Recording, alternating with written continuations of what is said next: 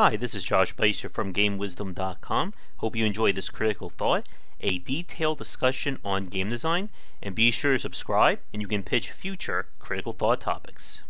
Alright, bye. For today's critical thought, we're going to be talking about the subject of quality of life features in video games. This came up during a recent stream when we got on the subject of some of the changes and decisions behind the game Superhot. Now, when we discuss quality of life, it's important to point out that accessibility options that we spent an earlier critical thought on, stuff like colorblind mode, subtitles for people who are hard of hearing, and even ways to reduce things like repetitive stress disorders and so on, would be a part of the quality of life category. But not all quality of life features are accessibility options. So, what do we mean when we say quality of life? A quality of life option in a video game is something that makes the game easier to play, or more, it's kind of hard to describe really, something that it cuts down on any kind of annoying features, or just generally streamlines the gameplay.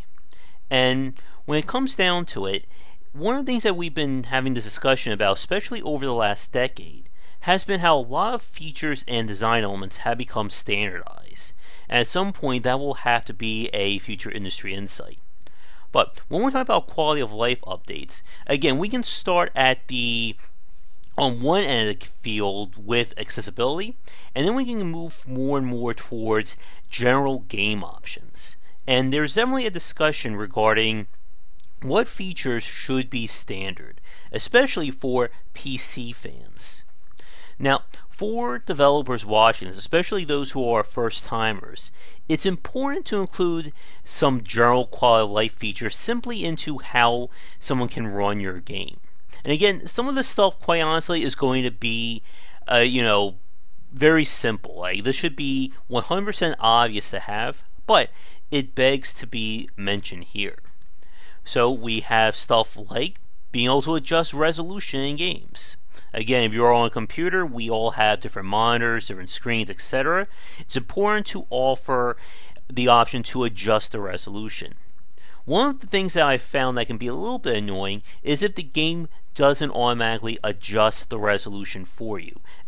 For instance, my monitor right now, when I'm just like surfing the internet or watching stuff on my desktop, I keep the resolution on the lower end, making things bigger just so it's easier to see. But typically when I play video games, I tend to upscale to 16 by 9, or I think the max on this monitor is 1900 by 1200 if I remember right. But there are games where the only way to adjust the resolution is to adjust it from the desktop, and then the game will pick it up that way. Again, not exactly do or die kind of things, but that's the point about quality of life features. They're not going to make your game. Like, there's no quality of life feature that's going to give a game a 10 out of 10 game of the year. But these are all little things that can add up to make your game easier to play, and it can kind of lead into that classic adage of death by 1,000 cuts, when there's so many little things that annoy someone that it drives them away. So besides resolution, we have some other obvious things: sound and music adjustments, graphical settings. Again, especially for a lot of first-time developers, it's important in terms of making your game easier to play or more accommodating towards different builds, to have the option to, let's say, turn off shadows, anti-lacing, vertical sync, so on. Now, moving a little bit more into some, I guess, more specific categories, we have an ever popular one, especially for the computer crowd: control mapping. This can be a make or break for a lot of people, especially for us lefties. And yes, even though it looks like it's on the right hand side, remember, things are reversed for my webcam. But it's important to give the player the option of mapping their controls. Even if you're just using a gamepad like we have right here, it's still very useful to be able to modify controls. Now, with that said though, there is one important detail to mention. even if you offer full controller or gamepad or keyboard mouse functionality, you still need to do the due diligence and create a good control scheme to begin with.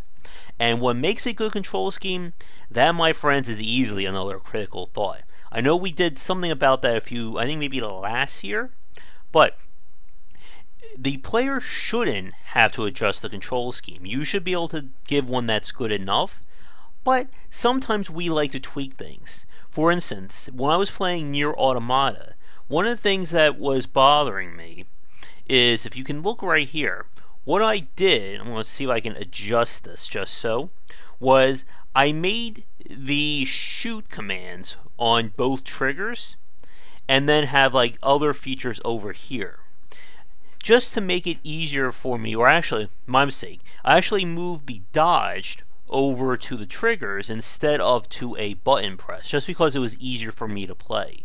And that's one of the very useful things about being able to map controls. If we're used to a control scheme from another game that's of a similar genre, we may be able to adjust things accordingly. And again, for the keyboard crowd, while a lot of people may use WSAD, we can also use, I guess, JKIL maybe? For those of you who use a different keyboard mapping, especially for first-person shooters, let me know. Again, I should typically not use WSAD because I am left-handed, but I've used it so much that it's become second nature to me. Now, when it comes to quality of life features, like I said, there is a growing debate, or an interesting debate, about having standardized features universal among games. Another big part of that is saving. And my goodness, saving is its own topic easily, because there is a lot to discuss in terms of how saving affects pacing, difficulty, and of course designing your title. But it's usually seen in good practice to have a quick save or quick load feature, something that allows someone to exit out of a game if real life calls, but it won't interrupt the flow of your game, in the sense that I can't exploit a quick save or quick load, or a temp save or temp load, if the game is supposed to be about bouncing around limited saves. Now, other ideas when it comes to quality of life, again, we can easily bring in the accessibility options, as we said. Colorblind mode, subtitles. Another big one is also a compatibility with specific peripherals. Now, this kind of stretches in between both accessibility and general quality of life. When we say compatibility, we mean to be able to use things that aren't standard with that platform. For instance, the idea of having gamepad functionality is a big one. Now, I'm using an Xbox 360 controller, but there are plenty of third market gamepads. I know Logitech puts out some. Mad Cats, there we go, for a time has done that as well before they've gone out.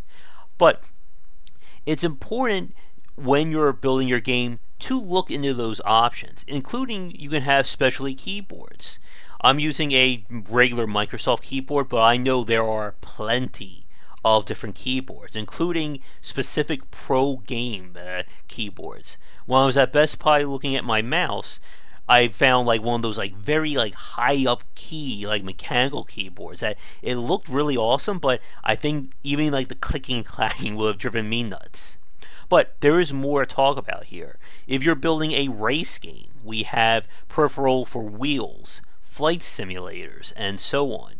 And like we said with the accessibility options, there may be specific peripherals for people suffering from a wide variety of disorders or maladies.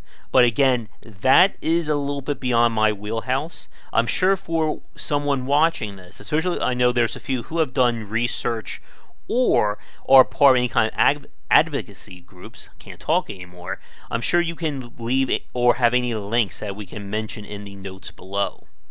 But let's wrap things up in the next minute or so. Getting even further, this is probably the last category, we have in-game quality of life features. These are those, that wasn't easy to make out either. These are options that are game or genre specific. For instance, when I think of strategy games, A few that come immediately to my mind would be hotkey functionality, control groups, being able to interact with a mini-map, sorting, stuff along those lines. Sorting can also be a factor in RPGs. Anyone who's played an ARPG like Diablo, Torchlight, Grim Dawn, etc. knows how useful it is to just immediately sort your entire inventory to make it easier to view. And again, when it comes to this specific category, there is a lot to go over because it is game specific. Now, one thing that could be debatable, I want to get your thoughts on this, would be options for accommodating players who aren't skilled at a game. There is the very infamous example from the recent Mario games that if you die too many times in a level, they give you the option to just get a super buff to get through it. Now, would you consider that a quality of life update, or would that be something else? Because I could see it as both ways, in a manner of speaking, but let me know in the comments below.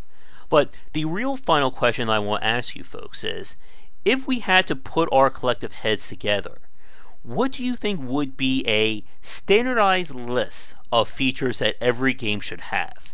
And again, when it comes to specific gameplay, accessibility, or quality of life options, that could be on a case-by-case basis. But if we had to say every video game should have X, Y, and Z, what do you think that would be?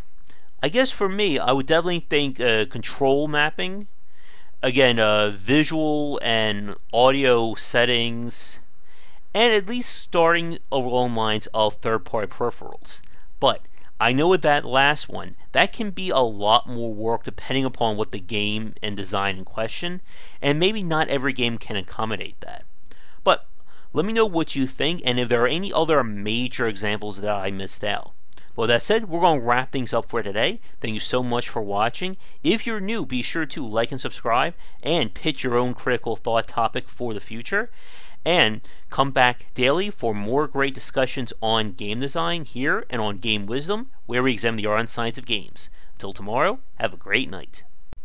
Thank you so much for watching this video. If you enjoy it, be sure to like and subscribe to the channel, and of course share with your friends. It always helps out. For daily posts on all manner of game design and industry topics, check out game-wisdom.com. To support the site and everything that I do, be sure to check out the Patreon campaign. If we can hit goals, it will mean more content for everyone to enjoy, and I'll be able to support myself and my household. If you want to follow me, you can find me on Twitter at GW for updates throughout the day and random thoughts from me. And lastly, you can find me on Twitch right over there at GW for daily streams most nights around 10 Eastern. Thanks again for watching the video, and be sure to check out more great content coming to the Game Wisdom channel real soon.